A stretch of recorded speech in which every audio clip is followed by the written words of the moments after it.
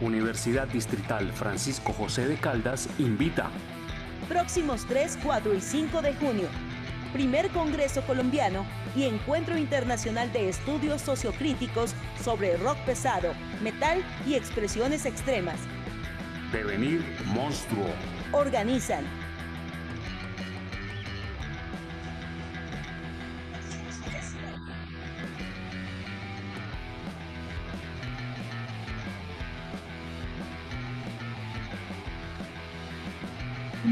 Síguenos en redes sociales.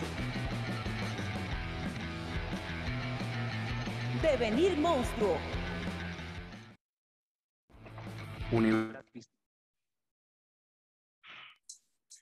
Muy buenas tardes a todas las personas que se conectan a esta hora.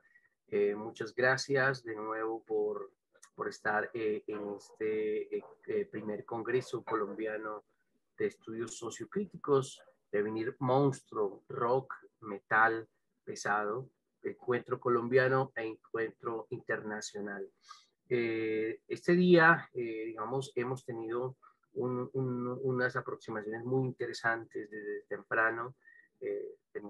Tuvimos una conferencia con el profesor Andrés Castiblanco que nos habló acerca de los consumos culturales. También tuvimos a Dina Winstein precisamente hablando de esos elementos de la cultura del heavy metal. Y en la tarde vamos a iniciar el bloque de conferencias, un bloque de conferencias que nos parece fundamental porque vamos a tocar tópicos distintos que van a alimentar esta gran cultura del rock, esta gran cultura del heavy metal, del metal extremo, y que desde luego convoca básicamente a la reflexión, convoca a la discusión, convoca a ese ejercicio de pensarnos dentro de los marcos académicos, pero también socioculturales que interpretan, que leen, que piensan toda la cultura del metal en el mundo.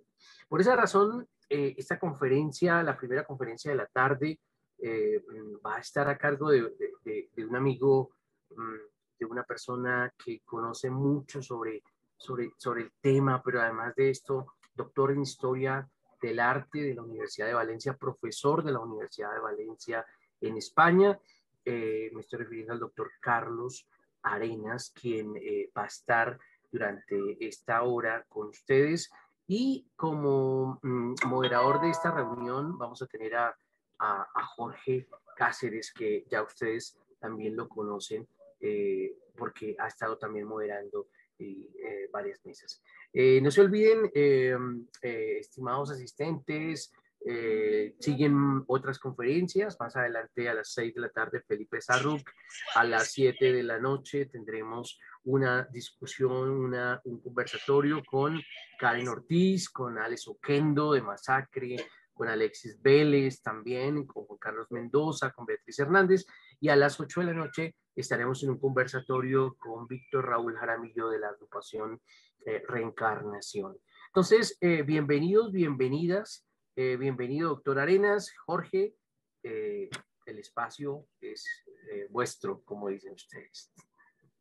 Buenas tardes a todas y todos los oyentes y quienes nos están viendo desde la transmisión a partir de este gran congreso que hoy nos trae un invitado muy especial, y estamos hablando del doctor Carlos Arenas, quien también es un curador independiente, escritor y profesor, quien desde 2010 imparte clases de historia y arte del cine en la Universidad de Valencia. También doctoró en historia de arte con tesis sobre el artista suizo H.R. Giger, me corriges si algo. Como curador es responsable de varias exposiciones internacionales dedicadas a él, a José Hernández, a Joan Castejón, y el diseño cinematográfico y el arte fantástico. Además de conferencias y ponencias sobre arte, cine, vanguardias artísticas, ha publicado numerosos artículos en revistas especializadas y en catálogos de exposiciones. Entre sus publicaciones se destaca H.R. Giger, Belleza en la Oscuridad, Apocalipsis Ya, El cine del fin del mundo, Cine fantástico europeo, así como colaboraciones en capítulos de libros como Metal Horland y el cine fantástico, cine de animación japonés, Aleister Crowley y el cine fantástico, la estética del Satán, del arte figurativo a la cultura pop abrazando la oscuridad, la moderna cultura gótica, y en México ha participado como invitado en eventos como el proyecto Creators of Legends, homenaje a H.R. Giger en la Ciudad de México, y en el Festival Pixelati Cuernavaca y el Festival Cervantino de Guanajuato. Recientemente fue curador de la exposición H.R. Giger solo con la noche celebrada en la Ciudad de México. Y bueno, hoy nos acompaña también para hacer una ponencia que ha denominado referentes iconográficos en la construcción de los códigos visuales del heavy metal. Bueno, doctor, muy bienvenido a este espacio. Estamos muy contentos de tenerlo aquí con nosotros y adelante. Muy bien, muchas gracias Jorge por la presentación. Bueno, buenas tardes, buenas noches, saludos a todos y a todas aquellos que nos siguen y que nos escuchan. Y bueno, para mí es un honor participar en este congreso organizado por la Universidad Distrital Francisco José de Caldas en Bogotá. Estoy contento, estoy muy feliz, estoy emocionado por ser mi primera aparición, mi primer evento en Colombia. Espero que haya muchos más también. Y bueno, recibí la invitación para ser conferencista por parte de Carlos Reina, le estoy muy agradecido por ello y quiero dar desde aquí mi enhorabuena por la organización de este importantísimo y necesario congreso. Está siendo un éxito por lo que yo sé y por lo que estoy siguiendo. Y también antes de empezar quisiera mandar todo mi apoyo y mi solidaridad con el pueblo de Colombia, que está sufriendo una situación complicada, y desde aquí pues mando un abrazo y un mensaje de ánimo. Bien, voy a compartir mi pantalla.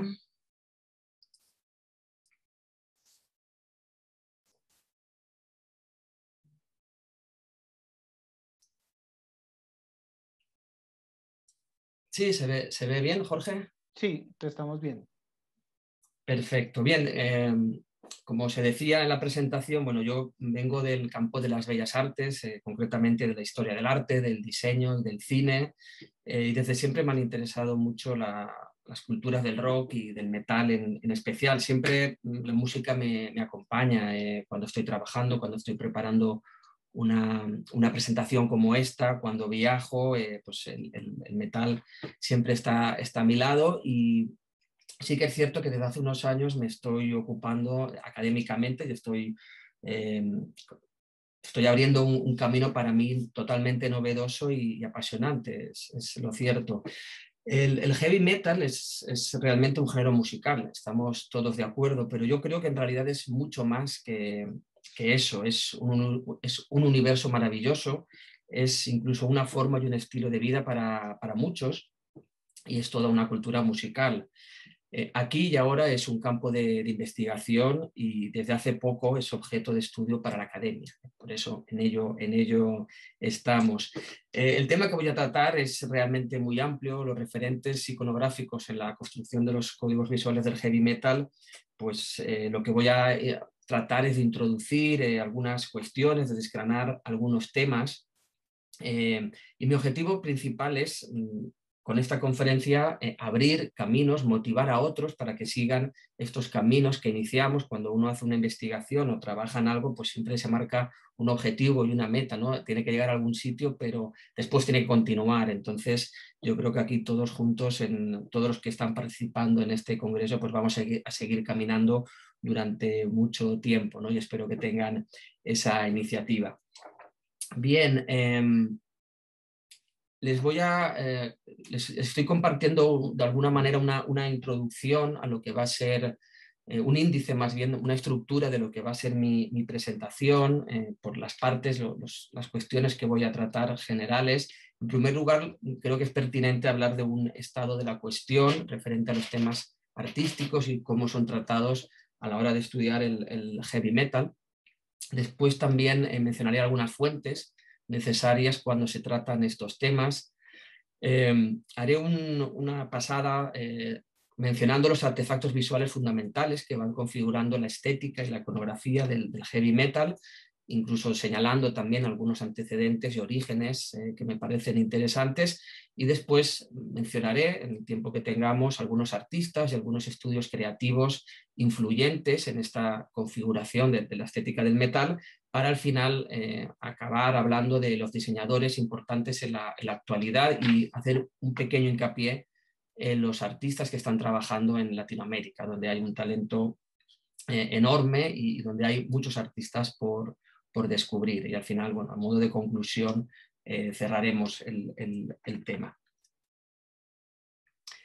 Bien, arrancamos con el estado de la cuestión, y es que, bueno, siendo los estudios sobre heavy metal una disciplina emergente, novedosa, realmente no se llevan tantos años estudiando, quizá 20 años, se empezó en los países anglosajones y en Latinoamérica yo creo que se empezó en Argentina y en México, llevaremos 5 o 6 años a lo mejor. Pues bien, en estos estudios el diseño gráfico y las artes visuales, lo cierto es que ocupan un espacio marginal a la hora de abordar estas disciplinas con cierto rigor. La escasez de estudios académicos y publicaciones sobre diseño gráfico en el heavy metal es notoria. Incluso en congresos dedicados al género musical, sin ir más lejos, uno de los más importantes, el que organiza ISEMS, que es la International Society of Metal Music Studies, cuyo último congreso se celebró en Nantes hace 3 años, en el 2019, pues bueno, allí existía y existe cierta dificultad a la hora de constituir mesas y paneles sobre temas artísticos y estéticos, ya que no hay tantos trabajos. En este concretamente, en el de Nantes, pues por haceros una idea, alrededor de 60 ponencias se presentaron allí, pues de ellas unas 3 hablaban de temas visuales y 2 solo se centraban exclusivamente en el diseño gráfico. Sí que es cierto que a veces al hablar del heavy metal se aborda de una manera secundaria las cuestiones visuales, pero bueno, yo creo que en este congreso estamos avanzando mucho, y por lo que he estado viendo y siguiendo, hay iniciativas muy interesantes. He oído que se está hablando de la estética en el heavy metal, de la estética de lo grotesco, de portadas en Bogotá sobre discos de rock y de punk, y también de cine y Iron Maiden. Entonces, bueno, yo creo que estamos avanzando y esto es una excelente noticia. Quizá en México es donde se está avanzando más en este sentido. Yo estoy colaborando con el seminario de estudios sobre heavy metal de la UNAM en los últimos meses de una manera bastante intensa, y allí sí que os he compartido aquí la imagen gráfica de este seminario. Precisamente hace un par de meses abrimos una nueva línea de trabajo en artes, y el diseño gráfico se encargó, lo realizó un artista mexicano muy destacado, Néstor Ábalos, del que después hay algún comentario también. Y bueno, y veis esta imagen gráfica y lo que es el arte en el heavy metal, ¿no? Esta especie de caprino, de capricornio, de ser monstruoso, demoníaco, ¿no? Con estos tonos rojos sobre negro que ilustran muy bien lo que es una noción de lo que es el heavy metal. Bien, sí que es cierto que hay algunos libros no hay estudios académicos, pero sí que hay libros de divulgación, más bien comerciales. Aquí en la pantalla veréis algunos de ellos. Por ejemplo, Justice for Art es un libro centrado en las aportaciones de las carátulas, de los álbumes, de las portadas de heavy metal. También Fade to Black es un libro que trata estas cuestiones, y después otras publicaciones como Art of Metal aluden ya a cuestiones más generales sobre lo que es el diseño, aplicándola a elementos de merchandising, a artwork, a diferentes modalidades. Y bueno, hay una publicación británica en estos momentos, Heavy Music Artwork, que anualmente lanza publicaciones como algunas de las que se comparten aquí. Ellos hacen una selección de las mejores piezas, lo llaman masterpieces del año 20, del año 19, 18, etcétera, etcétera, donde reúnen lo que consideran lo mejor que se ha hecho ese año en cuanto a diseño de portadas y en obras de heavy metal, y también hacen publicaciones temáticas como esta que se ve ahí. Lucifero y otros temas donde también agrupan la obra de artistas destacados. Entonces, bueno, son publicaciones en papel, pese a que estamos en un mundo digital y hay muchísima información en Internet, pero bueno, me parece muy interesante el tener en cuenta estas publicaciones a aquellos que quieran adentrarse en estos temas. Bien, voy a citar a una persona que hemos seguido hoy con gran placer, a Dina Weinstein, que sin duda es, como ya se ha dicho, un referente mundial, una primera autoridad en los estudios de metal, y bueno, todos aquellos que traten estos temas tienen que conocer sus libros, ¿no? Los tienen que tener en su biblioteca. Por ejemplo, uno de ellos, Heavy Metal, The Music and Its Culture, es un libro esencial. Y bueno, citando a Dina Weinstein, lo que dice es que el heavy metal como género musical incluye un código sónico, un código verbal y una dimensión visual, es decir, un código visual. Estos tres códigos conjuntamente hacen contribuciones cruciales a la definición del género. Por tanto, son los tres esenciales. Es decir, ¿qué pasa si quitamos el código sónico? Si nos quedamos sin música, no tendríamos heavy metal. Si quitamos las letras, tampoco. Pero también es esencial en la parte visual, igual que lo sónico y lo verbal. Es un elemento básico, la parte visual, y es lo que vamos a tratar precisamente en esta presentación, el poder sónico del heavy metal. En el heavy metal, más aún que en otros géneros musicales, está respaldado por una amplia gama de artefactos visuales. Entre ellos, cito aquí algunos que después iré comentando, como pueden ser las portadas de los discos, los pósters, los logotipos de las bandas, las fotografías de los grupos que aparecen en revistas y ahora también en Internet, las camisetas que llevan toda esa iconografía, la diversa simbología que asimila el heavy metal, que procede en ocasiones de la religión, del ocultismo, de la gestualidad o también de la naturaleza, así como las escenografías, los escenarios de las bandas, de los conciertos y, que duda cabe, del vestuario y el look de las estrellas, de los músicos y por último también los videoclips, la parte audiovisual.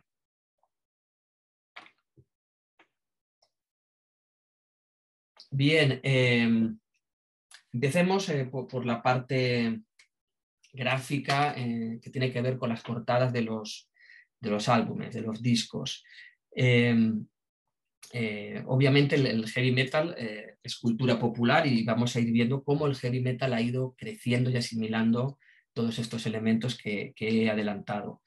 Bien, se dice que el heavy metal empieza con grupos como puede ser Motor City Five de Detroit o como Blue Cheer de California, como incluso Led Zeppelin, la banda británica que tanto aportó al género.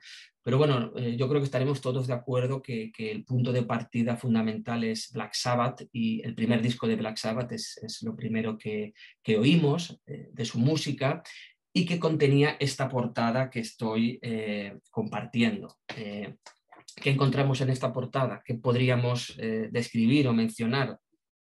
Se me ocurren algunas cosas: oculto, sombrío, fantasía, siniestro, pesado, psicodélico, fúnebre, perturbador, sin duda alguna, misterioso, suspense, terror, infernal, nocturno, pagano, bosque, es decir, mitológico.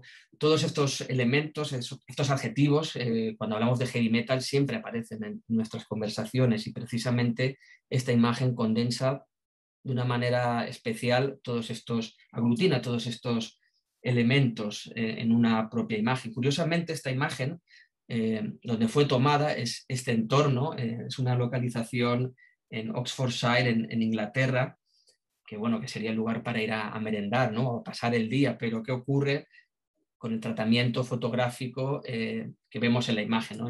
No tiene nada que ver, y desde luego iríamos allí, pues obviamente como fans del género, a indagar, ¿no? a este mítico lugar donde se tomó la fotografía.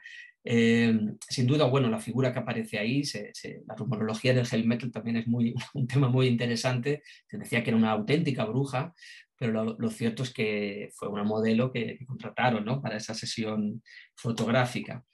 Bueno, la importancia de las portadas de los discos fue fundamental, sobre todo en las fases de erupción y cristalización del género, es decir, entre el año 69 y 75 aproximadamente, donde los discos y sus portadas eran una parte básica y esencial, ya que marcaban la evolución del arsenal iconográfico.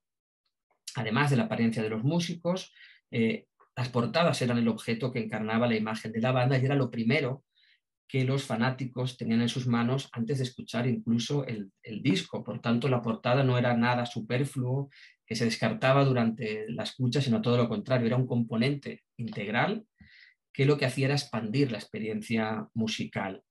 Cuanto más artística era la portada, obviamente más fuerte era el vínculo que se establecía entre la persona que escuchaba y lo que oía.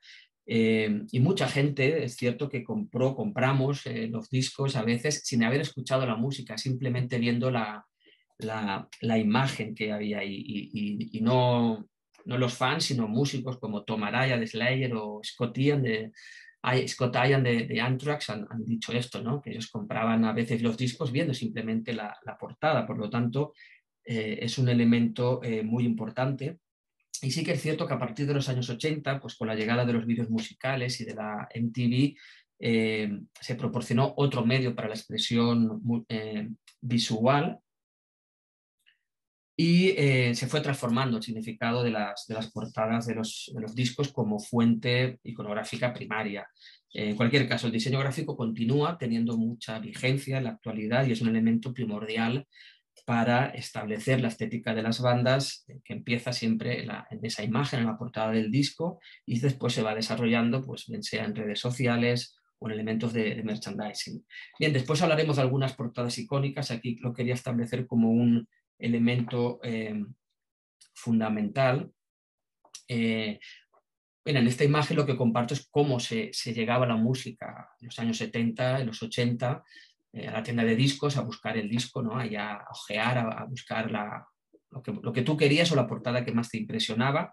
Esto hay muchos lugares donde está volviendo y lo cierto es que las portadas te llevaban a lugares realmente imaginarios, ¿no? Al reino, al lugar fantástico donde vivía esa banda que tú querías escuchar. Además, un elemento muy importante, en los 70 y los 80 no existía la distracción de Internet, no existían los celulares, no existía el DVD y nos concentrábamos sobre todo en la música y en la portada, en la carátula. Además de los conciertos y revistas, pues también había muy poca interacción entre los músicos de tu banda favorita y uno mismo, ¿no? Entonces pasábamos mucho tiempo, horas mirando esos álbumes. Bien, las portadas es un elemento básico, fundamental, y también lo son los pósters. Los pósters es algo que se empieza a desarrollar, sobre todo los pósters que tienen que ver con el rock y después con el heavy metal, se empiezan a desarrollar en California, concretamente en San Francisco. Allí había una persona, Bill Graham, que dirigía el auditorio Fillmore, donde todas las bandas importantes tocaron. Era el epicentro, ¿no? De la movida hippie y un lugar también legendario. Entonces lo que hizo Graham fue contratar a artistas locales como Wes Wilson y muchos otros que fueron desarrollando esta estética en los pósters. Wes Wilson, en la imagen que veis aquí en la parte derecha, esta es una imagen creada por él. Está considerado el introductor de la psicodelia, la cartelería de conciertos.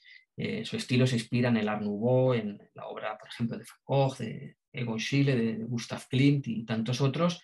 Y realmente causó un gran impacto en lo que se entendía como arte publicitario, ¿no? Estas portadas que realizaba. Además, si os fijáis, las letras, por ejemplo, la tipografía que este californiano incluía en algunas de sus imágenes, poco a poco iban fundiéndose con otras formas, haciendo que la lectura fuera imposible. Entonces, todo el espacio se llenaba y teníamos imágenes realmente impactantes. Bien, nacieron así los carteles psicodélicos y luego otros artistas, como algunas imágenes que se muestran aquí, fueron desarrollando el estilo, como Rick Griffin, Stanley Mouse, Alton Kelly o Víctor Moscoso. Y en fin, y hoy en día aún se encuentra este estilo en muchos carteles, en muchos pósters. Recientemente he visto algunos que me recuerdan muchísimo a esta estética hippie de la psicodelia y que obviamente que en el origen del heavy metal tuvo una influencia destacada. Bien, prosigamos. Otro elemento fundamental son los logotipos, quizás la forma artística más devaluada, ¿no? Los logos de las bandas, pese a que está en todas partes, está normalmente en las portadas, está en las camisetas, está en los tatuajes que se hacen los fans, está en los pósters.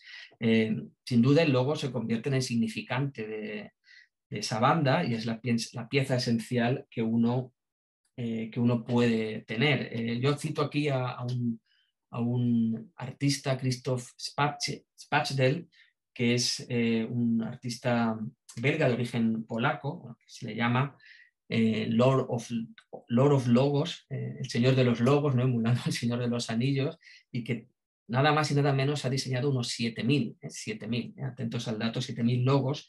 Aquí muestro alguno de ellos, por ejemplo, el que realizó para la banda de black metal noruego Emperor. Como veis ahí, bueno, Spachdel también tiene una gran influencia del Art Deco, utiliza las curvas, los elementos orgánicos del Art Nouveau, donde se hace un culto a la naturaleza, a lo misterioso también, y además prácticamente es muy flexible. Y bueno, y aquí en estas letras para la banda noruega vemos cómo destaca la simetría, la regularidad, una serie de púas, ¿no? Que se van combinando con las letras y que parecen unas alas de murciélago. Sería esa metáfora de alguna manera. También es cierto que muchos logotipos, sobre todo los que tienen que ver con el black metal, siguiendo con este subgénero, son un poco inaccesibles, ¿no? No dan la bienvenida a los outsiders del género que no conocen, ya que a veces no se entiende nada, no se entiende la letra, y eso se hace de una manera deliberada, ¿no? Ahí vemos otro ejemplo de la banda Lumenat Noctem, también diseñada por Spachdel, y bien, son desde luego un elemento fundamental. Siguiendo, por mencionar algún logo que todos conocemos, es este, sin duda quizás uno de los más conocidos, ¿no? El logo que creó el diseñador gráfico norteamericano Joe Petaño para Motorhead, el Snaggletooth, ¿no? Que es esta imagen icónica, ¿no? Que viene a ser también llamado Warpig, es una mezcla de diferentes animales, ¿no? De perro, de gorila, los cuernos que tiene pueden ser de elefante, jabalí, con ese casco, con los pinchos, las cadenas, en fin, es una imagen icónica y definitiva, muy, muy poderosa visualmente de la banda, y bueno, también apareció obviamente en muchas portadas y todos los elementos de merchandising que tienen que ver con Motorhead. Bien, todo empieza con el logo de la banda. Normalmente ha habido casos donde lo ha diseñado incluso un músico. Por ejemplo, es el caso de Ace Frehley en Kiss, que diseñó el logo de Kiss, o de James Hetfield en Metallica, que también diseñó el primer logo. Pues bueno, es lo primero que se ve. Y el logotipo, desde luego, bueno, aquí vemos esta imagen donde hay muchos logos también. Seguro que la habéis visto en muchos lugares donde se escucha música de metal o en conciertos, sobre todo, donde más se ve incluso todos los logos ahí concentrados. Desde luego es una herramienta de marca muy, muy poderosa, lo que es el logotipo. Bien, otro elemento, como decía, fundamental serían las camisetas, que también reflejan normalmente los logos, pero también imágenes de los músicos, diseños varios, fotografías. Esta moda también empezó en California, como muchas otras cosas, también por los años 60, y allí, bueno, gracias a la moda hippie, pues elementos relacionados con la cultura de la marihuana aparecían al principio. También aparecían símbolos, yin and yang, imágenes del Che Guevara, por ejemplo, símbolos de libertad, y poco a poco, bueno, se ha convertido sin duda en la seña de identidad más esencial del atuendo heavy por excelencia, ¿no? La camiseta, la playera, ¿no? Como se llama en México y en otros lugares.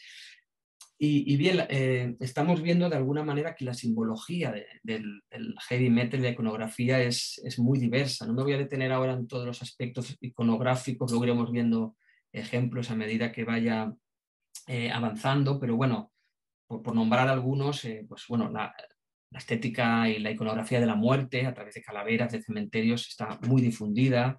La iconografía de la naturaleza, los rayos, por ejemplo, que conectan con la electricidad, ¿no? Con ese poder sónico, pero también paisajes de todo tipo y animales, muchos animales vamos a encontrar en la iconografía del metal. Y si son nocturnos, mucho mejor, es decir, gatos, búhos, murciélagos, arañas, escorpiones, incluso algún animal da nombre a alguna banda como sabemos, y por supuesto los animales imaginarios, los seres fantásticos están muy difundidos en este mundo del metal. Después también la simbología del ocultismo, las cruces invertidas, por ejemplo, están en muchas partes. La inversión del cristianismo, pese a que bueno, realmente la cruz invertida es en la Iglesia Católica responde a la cruz de San Pedro, ¿no? Ya que sabemos que este santo, bueno, pues pidió que le crucificaran al revés, pero bueno, entendido en otro contexto, pues es una imagen puede ser del anticristo, de elementos mágicos, etc. Y hablando de simbología, también quería mencionar un símbolo que es un gesto, yo creo que de los más difundidos de lo que es el heavy metal, ¿no?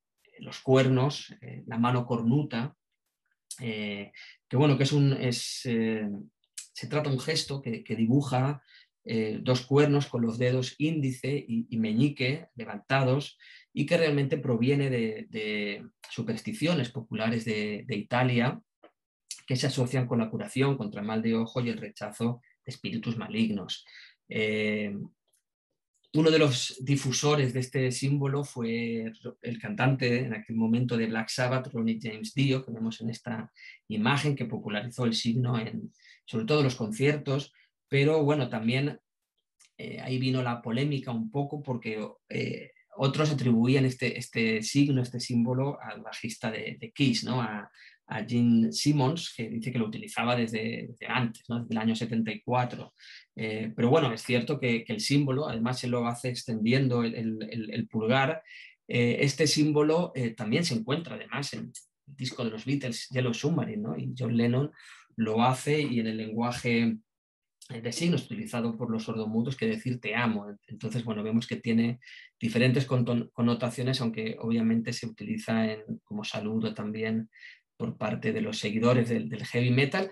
Pero bueno, aquí hay un dato curioso que quería subrayar, y es que antes que Dio, que Kiss y que otros lo popularizaran, hubo una mujer, Jinx Dawson, que fue la líder del grupo Coven. Pues aquí muestro la portada de su disco Witchcraft Destroy Minds and Rip Souls, que es del año 69, que por lo tanto se avanza a estos otros músicos. Y bueno, Coven fue un grupo muy interesante, pese al sonido psicodélico que tenía, pues introdujo elementos visuales novedosos en su momento, a finales de los 60, rompiendo los esquemas iconográficos de la época.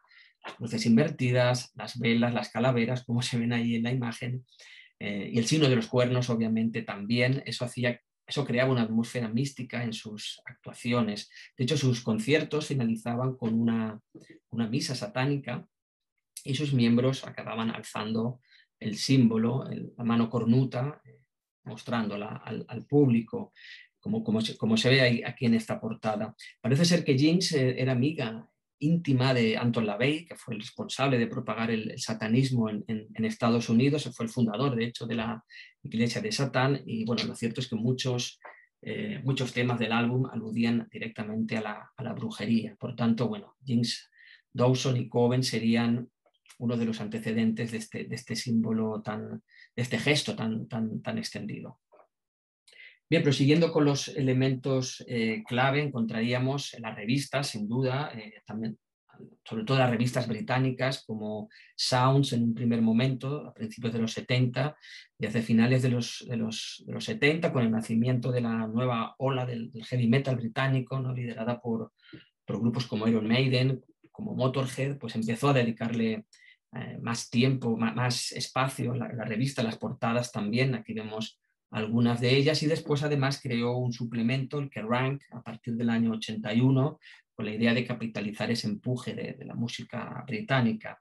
Este suplemento se hizo autónomo, se hizo muy popular, primero era mensual, luego pasó a ser quincenal y además semanal en un momento dado, y todavía se sigue publicando. Y después, bueno, vinieron muchas otras revistas como el Metal Hammer, donde obviamente han servido para que los seguidores conectaran la música y las bandas y viéramos las imágenes que queríamos ver, no solo de merchandising o de elementos gráficos, sino sobre todo de los músicos, ¿no? De sus actitudes. Y siguiendo con los músicos, obviamente su imagen ha sido muy influyente a la hora de configurar la estética del heavy metal, la estética corporal, el look de los músicos, por ejemplo, el pelo largo, ¿no? Pues los fans por imitación, muchos lo llevaban en su momento, muchos lo siguen llevando, por supuesto, y bueno, aquí he convocado esta imagen de Judas Priest, que fueron los que introdujeron la estética del cuero y la estética sadomasoquista en el heavy metal a finales de los 70, a partir de este disco, de este single, de esta canción Better By You, Better Than Me, donde ya aparecían con esos atuendos que también tienen que ver con la estética motera, ¿no? Esa estética del cuero que es fundamental. Bien, también citaba al principio, hablaba de las escenografías, de los escenarios. Al principio eran muy austeras, pero poco a poco se fueron desarrollando y bueno, en los momentos iniciales hubo concretamente dos muy importantes. Una fue la de Alice Cooper en esta gira, en Welcome to My Nightmare, en el año 75, que duró hasta el 77, donde hacía una teatralización de la música que interpretaba con elementos atrezo. Por ejemplo, aquí se ve una parte de la imagen, ¿no? Parecía una araña gigante. Tenemos alguna imagen más de aquella gira donde, bueno, aquí se ve la coreografía que realizaba Alice Cooper con bailarines que aparecían disfrazados como esqueletos, y en fin, todos estos elementos obviamente después tuvieron una gran influencia en la escenografía y en los conciertos en directo del heavy metal. La otra gira importante fue la de Kiss, la del Destroyer Tour del año 76, sin duda una de las más importantes en cuanto a público y de las más exitosas que han tenido. Y bueno, aquí os quería también mostrar algún elemento más de este escenario que bueno, se adaptaba perfectamente a los grandes estadios y a todo tipo de lugares, y que estaba diseñada por gente que trabajaba en Broadway. Jules Fisher y Mark Ravitch eran diseñadores de escenarios, y bueno, la sensación de estar viendo un concierto con todos estos elementos envolventes. Aquí veis incluso la maqueta, ¿no? Como si fuera casi un juguete, pero que servía muy bien para ver dónde se situaban los músicos, por dónde salían, por dónde pasaban. Incluso había elementos, ¿no? que conectaban, como estos gatos con los músicos, ¿no? En este caso con el batería, con el gato. Y bien, y Kiss además también popularizaron la otra estética importante, que es la de la pintura corporal, la pintura de cadáver, el corpse paint, que por cierto Alice Cooper también empezó de alguna manera pintándose los ojos, y antes de Alice Cooper Arthur Brown, un cantante británico, y que obviamente después ha tenido un seguimiento y una difusión, sobre todo en las bandas del black metal, muy importante. Bien, estos escenarios, bueno, estos son de los años 70, pero en la actualidad seguro que habéis asistido a conciertos, habéis visto vídeos, actuaciones en directo. Aquí muestro unas imágenes de los escenarios que se construyeron para la última gira del grupo alemán Rammstein, el Stadium Tour, que empezó en el 19, antes de que llegara la pandemia. Y como veis, bueno, ahí veis todo el público, un escenario realmente gigantesco, inspirado además en la estética del expresionismo alemán, pero no la que tiene que ver con lo gótico y con la oscuridad, sino la que tiene que ver con la monumentalidad, con el expresionismo épico de Fritz Lang, de películas como Metrópolis. Pues bueno, estar ahí escuchando música en directo, bueno, es todo se convierte en una experiencia, ¿no? Incluso con las luces todavía más, nos lleva a una dimensión diferente. Ya no es solo la música, sino que son muchas sensaciones proporcionadas sobre todo por el impacto audiovisual. Bien, entonces, bueno, por resumir un poco esta primera parte, la estética del heavy metal, como además también decía, quiero recordar, Dina Weinstein en su conferencia, ella hablaba de que el heavy metal es algo muy complejo y muy difícil de acotar. Pues bueno, yo también estoy muy de acuerdo, y en cuanto a la parte visual, pues bueno, la estética del heavy metal y la iconografía abarca muchísimos elementos y está en constante transformación y desarrollo. Sí que es cierto que nace en los 70, se desarrolla 80 y 90, pero no para de evolucionar, ¿no? En el siglo XXI también contamos con una nueva ola de artistas que están agregando, incorporando nuevos elementos. Y bien, y podríamos decir que básicamente la estética sería una confluencia de elementos visuales, sobre todo pictóricos y fotográficos, donde hay una gran influencia, por ejemplo, del cine de terror. Obviamente, sin ir más lejos, la banda Black Sabbath su nombre viene de una película que interpretaba Boris Karloff, ¿no? El famoso Frankenstein. Y también una gran influencia de la literatura fantástica y de ciencia ficción. Son elementos textuales pero básicos para configurar estas imágenes, además de los elementos subversivos que ya he nombrado, por ejemplo, el ocultismo y la magia. Pues bueno, un cóctel, un conjunto heterogéneo de todos estos elementos, pues van conformando lo que se conoce como la iconografía, la estética del heavy metal. Bien, decía que os quería comentar también algunos nombres propios relevantes en cuanto a la creación y al diseño.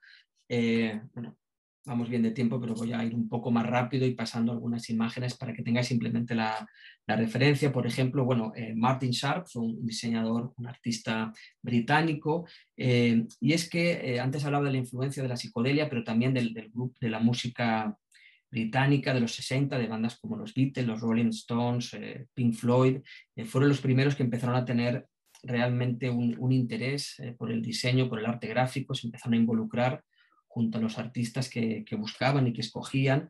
Y bueno, y en esta obra, concretamente este disco de Cream, vemos la creación de Martin Sharp, donde una colorida portada conceptual, pues bueno, sería una de las primeras fusiones entre imágenes gráficas pop y música rock, en un momento además, en el 67, donde el rock luchaba por alcanzar la respetabilidad cultural. No era tan sencillo en aquellos momentos. Bueno, el resultado fue este colorido explosivo, psicodélico, que es a la vez una cubierta provocativa, caótica, ¿no? Es como una dosificación de ácido, y también viene a ser una pesadez de los tiempos que corrían.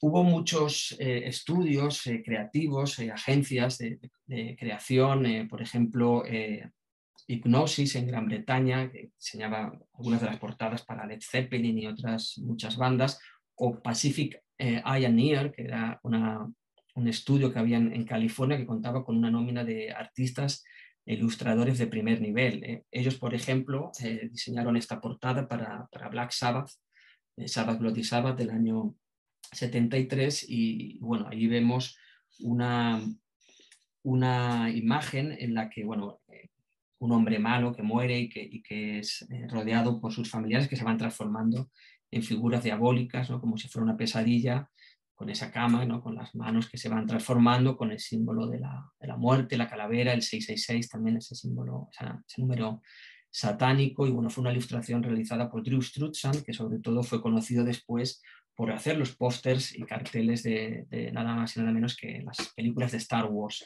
Bien, también tuvo sus diseños en el mundo del heavy metal, y realmente, bueno, los 70 fueron la época de esplendor de la creación, las portadas de discos.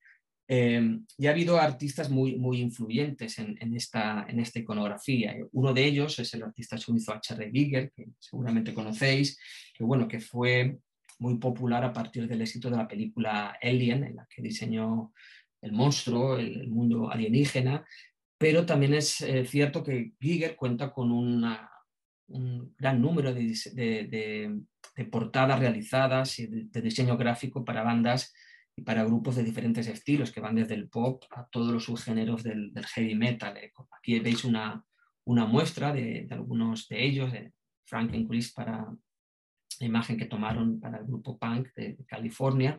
Pero bueno, entre todas estas imágenes he seleccionado dos que me parecen quizá las más icónicas que Giger realizó y además que fueron muy influyentes. Una de ellas es el Brent Salad Surgery, que es una portada para Emerson Lake and Palmer, que bien, aunque no sea exactamente una banda de hard rock o de metal, es un ejemplo muy influyente. Por ejemplo, el guitarrista de Led Zeppelin, Jimmy Page, decía que esa imagen era tan poderosa que retrataba un toque gótico que se podría adaptar a cualquier banda de heavy en cualquier momento. Y así es, esta portada todavía, esta imagen todavía despierta la fascinación, ¿no? Es premonitoria, es oscura.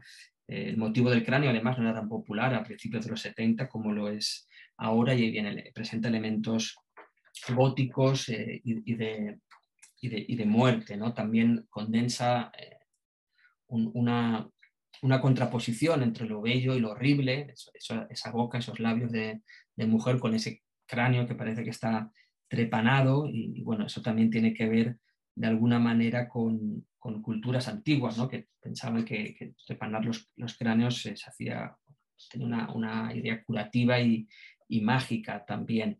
Bien, y la otra portada que os presento aquí, pues es muy conocida, es la que realizó para el disco To Megatherion de la banda suiza Celtic Frost, que fue, bueno, es del año 85, no es del año 73, la pintura original es del año 76, pero aquí hay un pequeño error, fue del año 85 cuando se presentó este disco, y bueno, es una de las más veneradas en el terreno del heavy metal, porque bueno, es además una imagen demoníaca, es un demonio que además juega, ¿no? con un tirachinas, que es una onda, ¿no? Con el Cristo crucificado, también tiene mucho humor negro, obviamente, como buen surrealista que era Giger, y bueno, es una de las imágenes, ¿no? que mejor complementan la música y las letras del disco, formando pues una simbiosis única que pocas veces se ha igualado.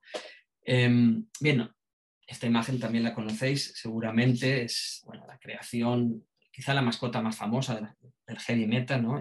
Eddie, la creación del artista británico Derek Riggs, que hizo para el primer disco de Iron Maiden, este zombie que, bueno, él dijo que se inspiró en una cabeza decapitada que vio en un tanque vietnamita, y bueno, de alguna manera sentaba también las bases para una atmósfera oscura en entornos urbanos, decadente, y que obviamente nada más verlos identificamos con lo que es el heavy metal, porque además es un miembro, quizá el miembro más conocido de la propia banda, y es el antihéroe por excelencia. Esta es la otra portada que realizó también Derek Riggs, todavía más agresiva para Iron Maiden, Killers, del año 81, donde bueno, mezclaba el cómic, el surrealismo, el terror, inaugurando una línea estética oscura que obviamente sería seguida por muchísimos artistas y muchas bandas también.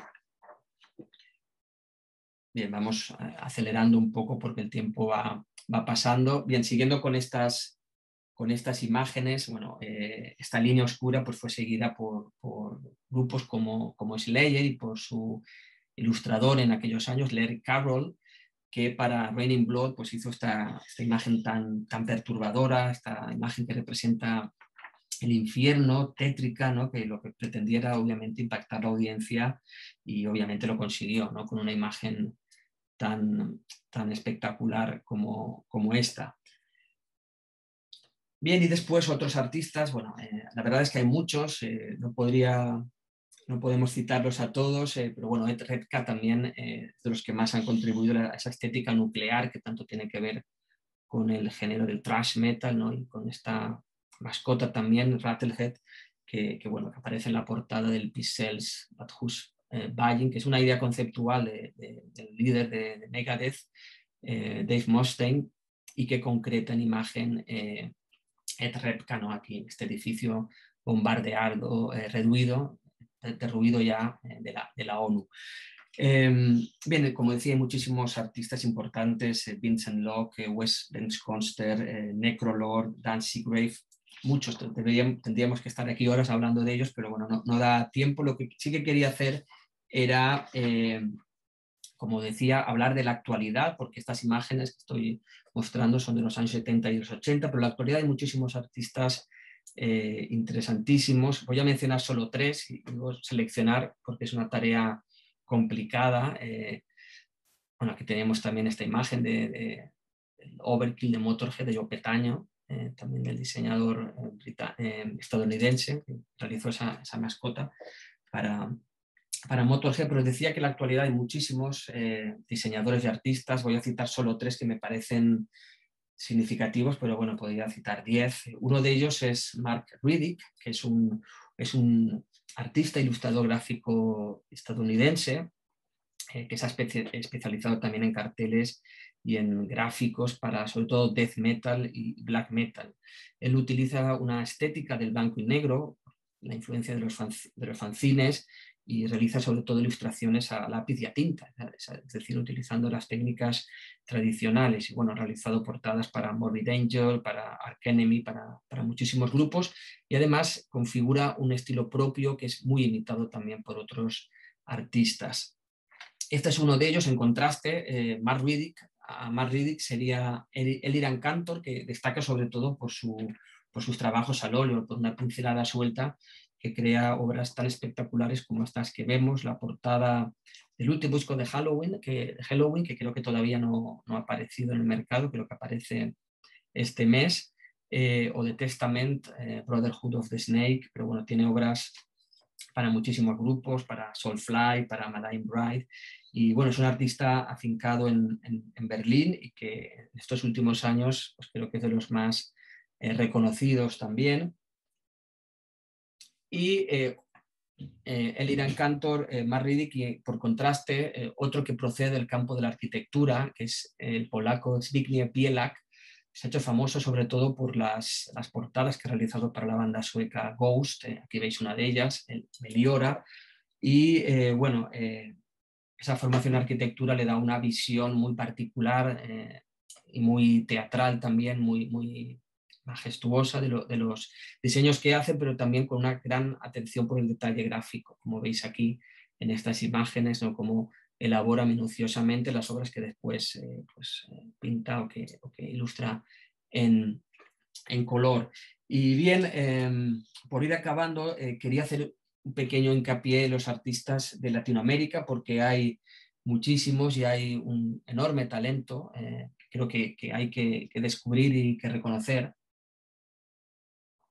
Y también he hecho una selección muy básica de algunos de ellos, especialmente los que proceden de Brasil, que es el país latinoamericano con más peso internacional en el heavy metal, y también porque cuenta con eventos mundiales, ¿no? Como el Rock in Rio y otra serie de eventos que de alguna manera introdujeron también el heavy metal. Las giras de las grandes bandas pues empezaron con estos conciertos. Y bueno, quizá el artista brasileño más consolidado es Marcelo Vasco, que se ha encargado de ilustrar algunos de los discos más importantes de Slayer, este que vemos aquí en la portada, pero también de Creator, de Soulfly o de Dimmu Borgir, muchas bandas, y también de discográficas internacionales como Nuclear Blast o Roadrunner Records.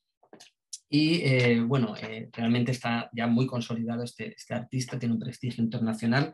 Quizás la obra que le consagró fue esta que vemos aquí, es la portada del último disco de Slayer, un disco que aparecía después de estar 6 años sin publicar, y bueno, lo que Repentless es el título, que se publicó en el 2015, y de lo que hace Marcelo Vasco es resolver digitalmente los trabajos mediante un proceso también mixto, manipulando imágenes, haciendo collage de imágenes que va utilizando de diferentes texturas y después dándole también un acabado con pincel, incluso dibujando mano alzada, ¿no? Entonces la idea es que parezca una pintura real hecha a mano, pese a que es digital, y bueno, es, como decía, muy significativa. Después también encontraríamos el trabajo de Luciana Lupe Vasconcelos, que es una artista brasileña. También es destacable el número de mujeres que se dedican también al diseño gráfico. Pues bueno, ella tiene un una línea muy particular, un estilo muy sensual, también un equilibrio entre lo macabro y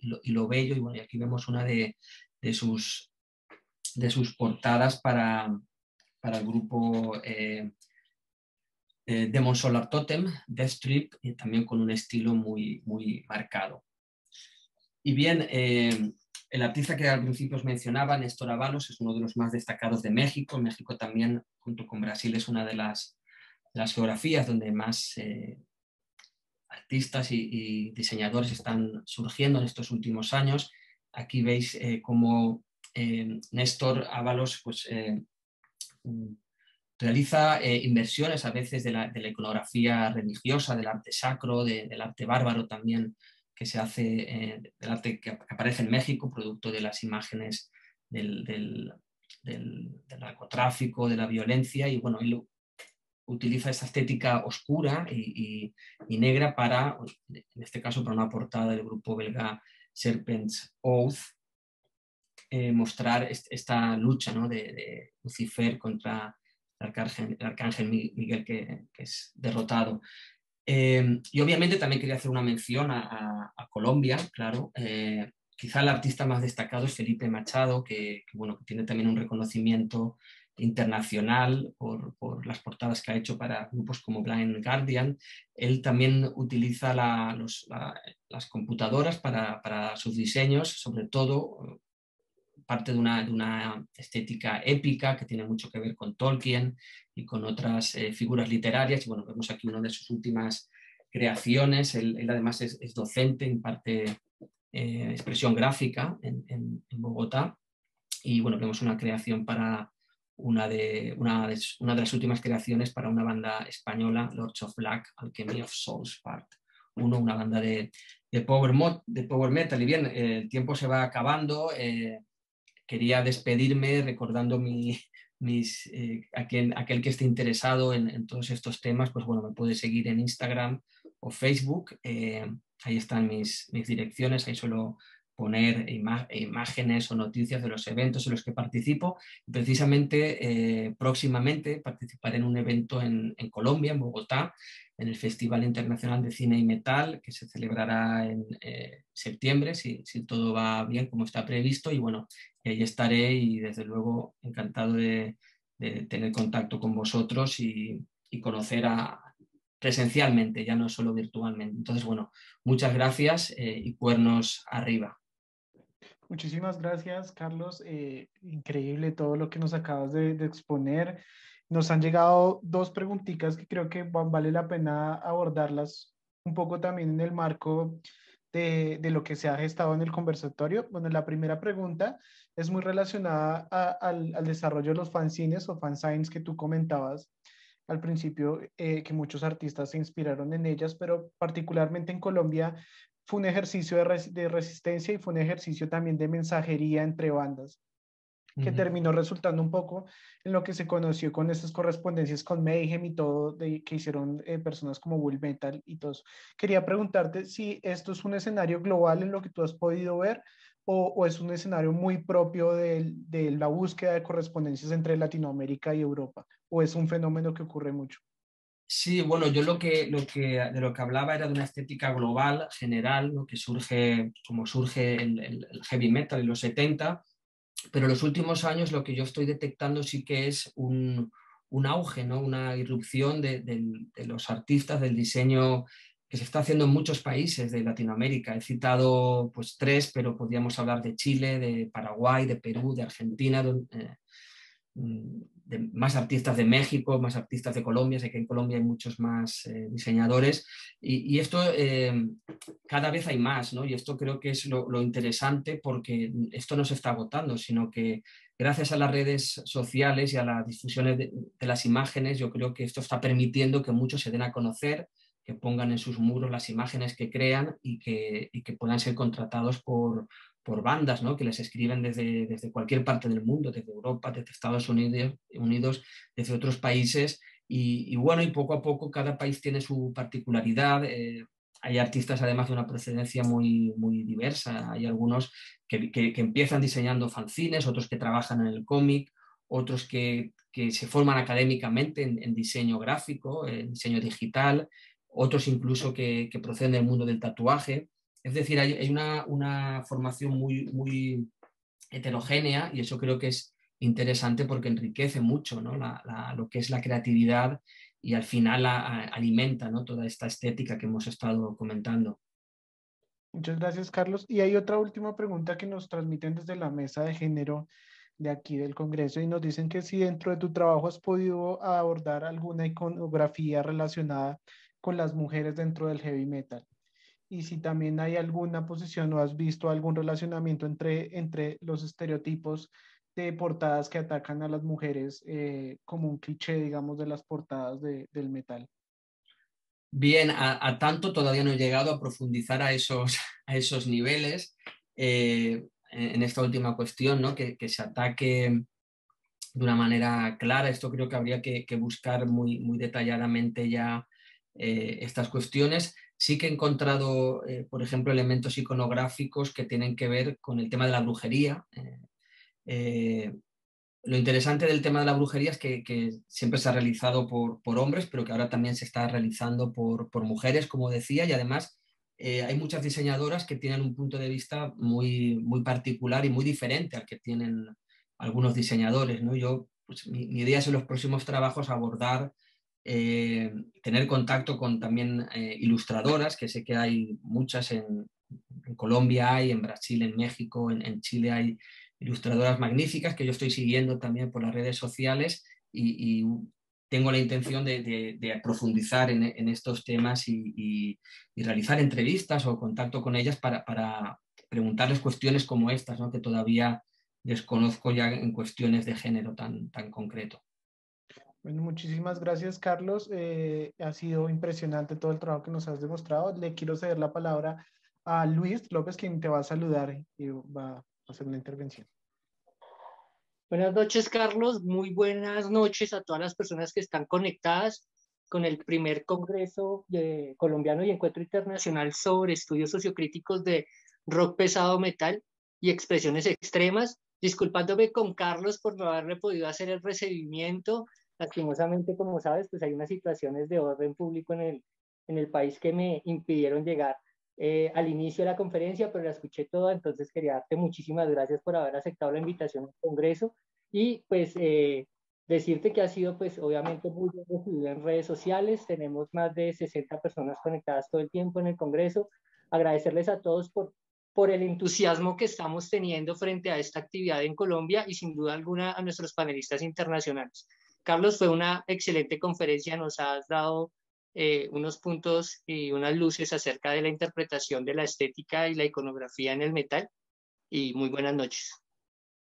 Gracias a ti, estoy viendo que ahí tienes también portadas, ¿no? Libros de Giger y de Emerson Lake and Palmer y bueno, sí, no, es un campo que creo que hay que seguir abordando y que tiene mucho todavía, mucho trabajo por hacer y creo que bueno, en congresos como este es un lugar idóneo, ¿no? para hablar y para discutir sobre estas cuestiones y para animar, ¿no? Que otra gente siga por este camino.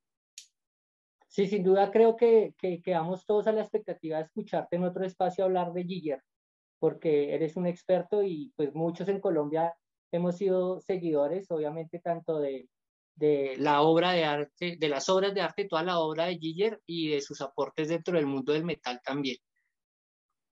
Por supuesto, encantado. Si cuando vaya, si puedo ir en septiembre, como tengo planeado, estaré encantado de hablar de Giger y de otras cuestiones que tienen que ver con el heavy metal y con el arte, por supuesto. Queda pendiente esta charla. Muy bien, Carlos, muchísimas gracias. Bueno, nuestra siguiente conferencia está a cargo de Felipe Sarruc.